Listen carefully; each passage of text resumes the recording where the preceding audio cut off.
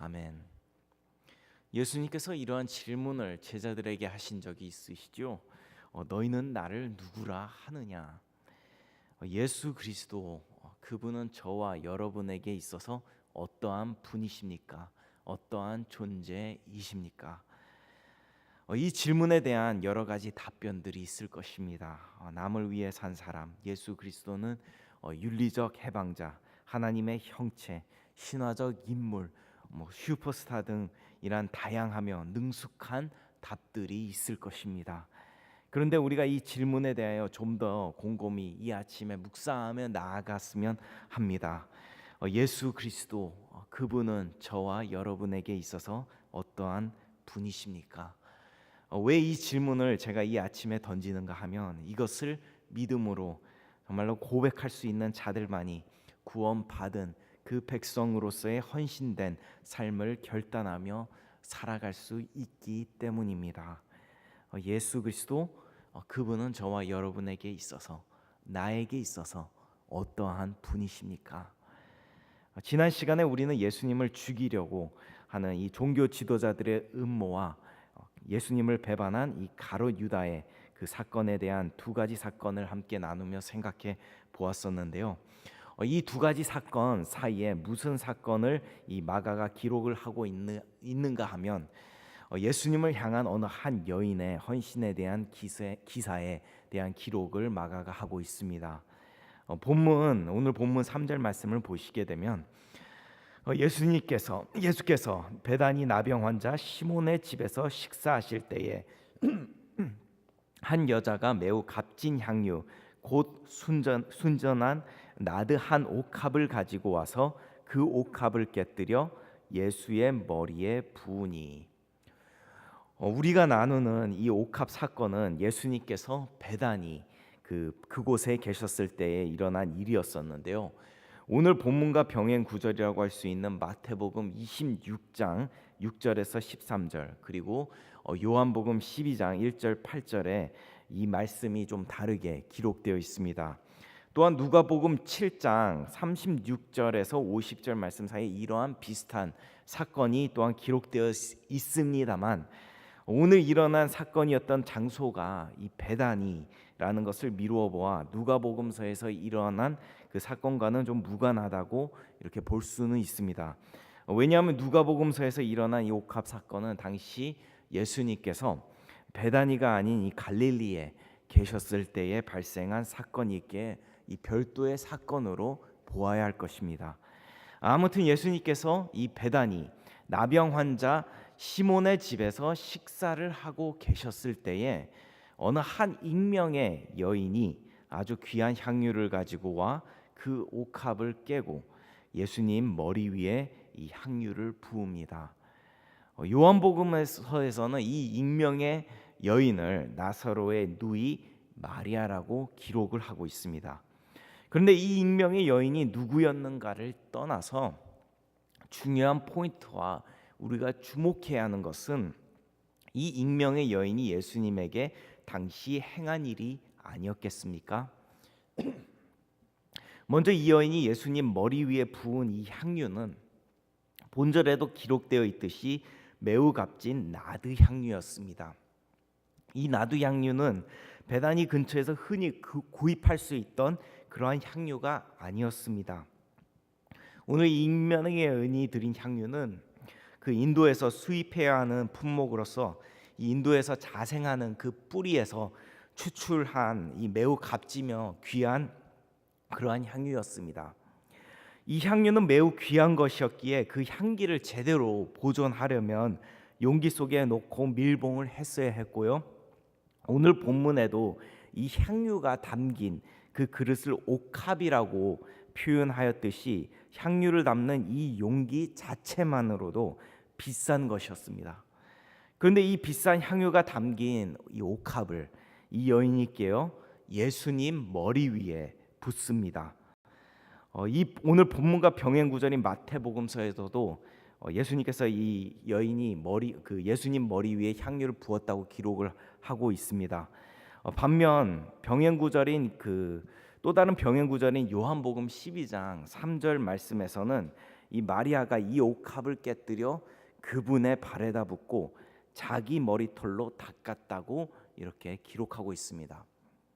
그렇다면 어느 복음서가 더 정확한 기록을 하고 있는가란 그러한 질문을 제기할 수 있는데요.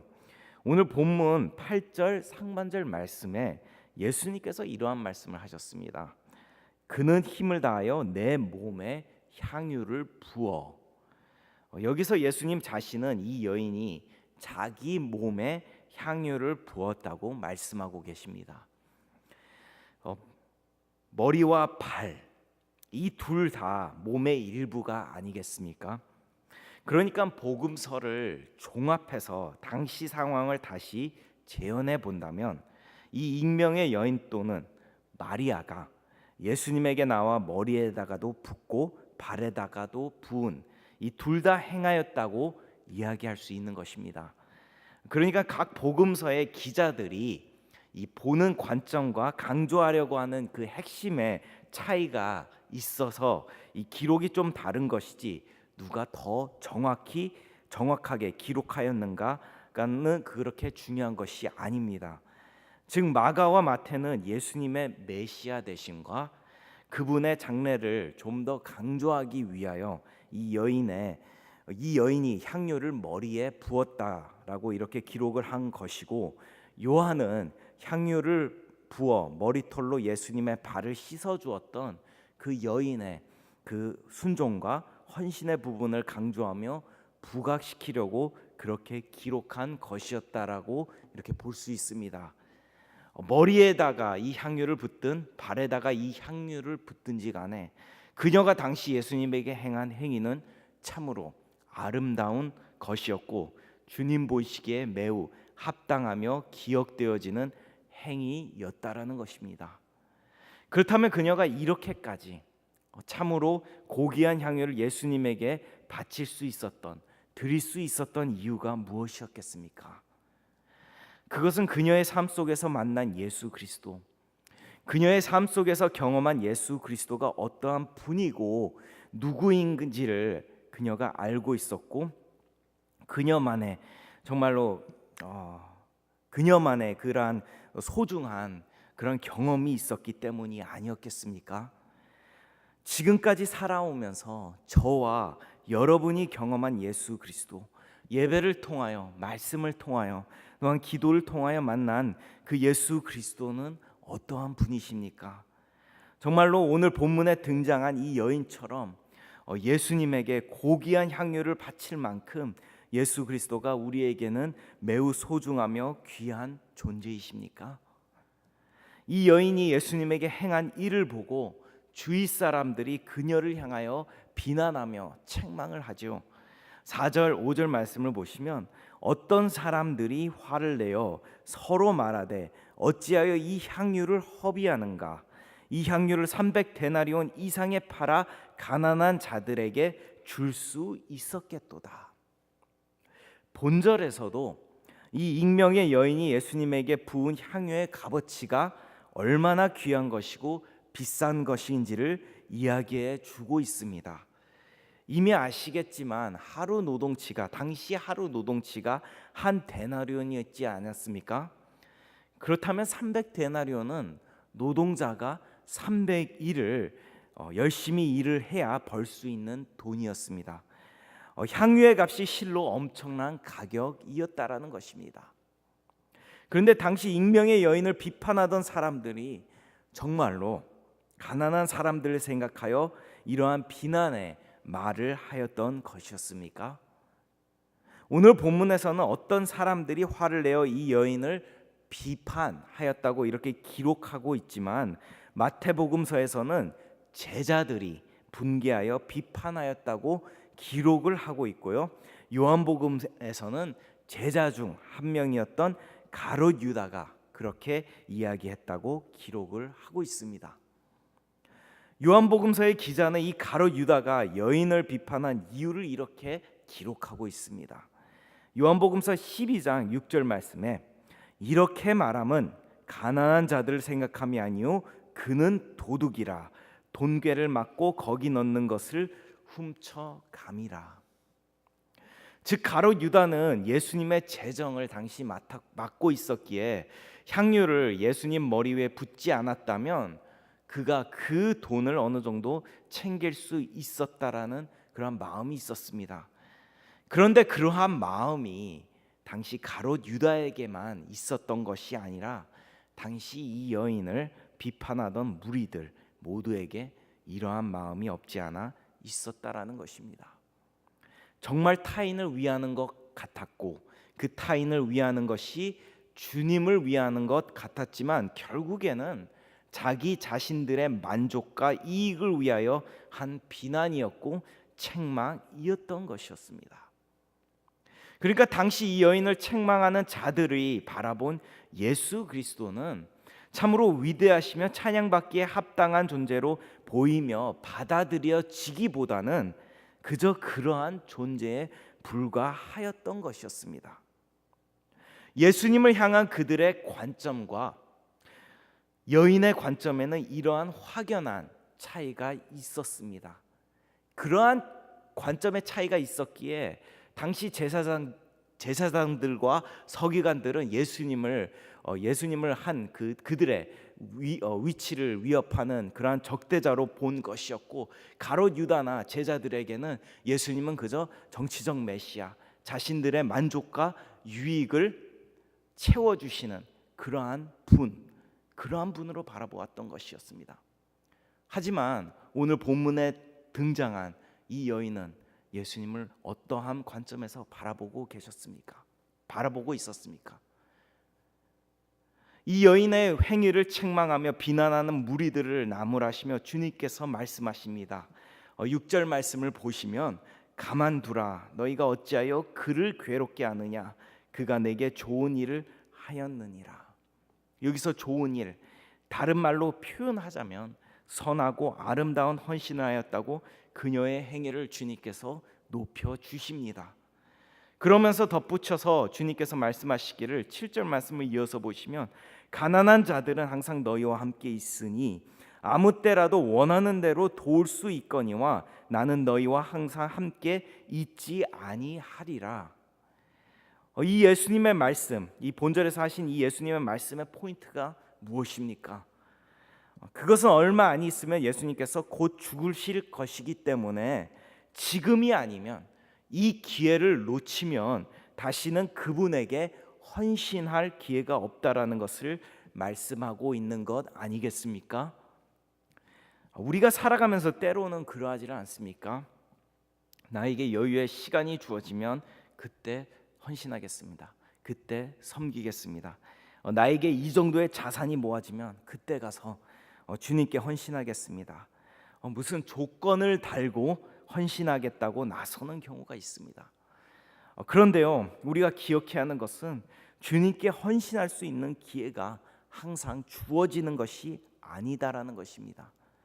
아니기에 적절한 그러한 기회가 주어졌을 때에 그 헌신의 기회를 놓지 말아야 하는 것입니다.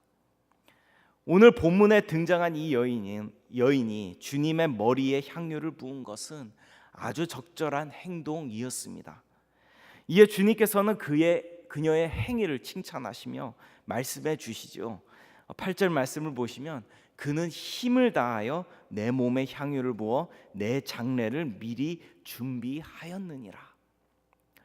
이 여인은 그 일, 예수님 장례를 준비하는 일에 자신이 가진 모든 것을 다해 충성했습니다. 물론 그녀가 예수님께서 죽을 것을 미리 알고 주님 머리 위에 향유를 부었던 것은 아니었습니다. 하나님께서 이 여인의 그러한 헌신된 마음을 통해 예수님의 장례를 준비케 하신 것이었습니다. 그리고 예수님은 이 여인의 헌신에 대해서 최상의 보상으로 갚아주십니다.